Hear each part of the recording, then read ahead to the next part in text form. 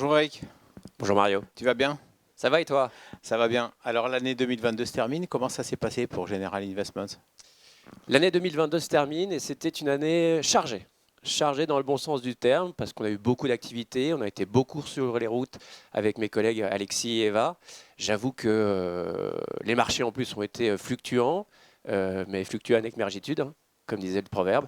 À partir de là, on est très content de notre année parce que malgré tout, on a proposé des solutions à nos clients qui étaient des solutions à la fois innovantes, à la fois décorrélées des marchés et sur lesquelles justement on est positif en fin d'année, ce qui est plutôt une bonne chose. Après, c'est vrai que les performances passées ne préjugent pas des performances futures, comme dit l'adage aussi.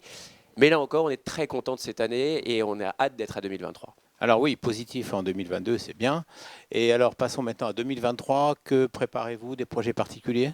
Écoute, pour 2023, on va garder cette optique qu'on a, c'est-à-dire General Investment, on le sait tous, travaille main dans la main avec on va dire, ses cousins, son actionnaire, son associé, et évidemment son assureur préféré avec Generali Patrimoine. Donc ça va être le premier objectif de 2023, continuer à les accompagner dans la diversification des portefeuilles.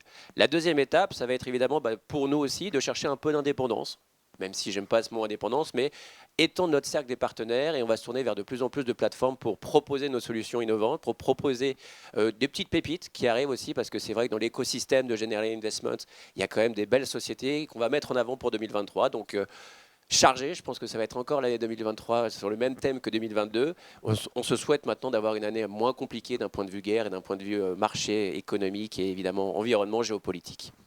Merci Eric. Alors toi qui es sportif, pour terminer, un petit pronostic pour, parce que évidemment l'Italie, Generali est triste et moi aussi n'est pas à la Coupe du Monde. Un pronostic pour France-Angleterre?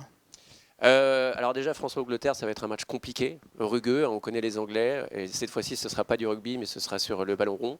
Je dirais 2-1 pour l'équipe de France, avec une ouverture de score pour l'Angleterre, et ensuite une remontada à la française, pourquoi pas même 3-1.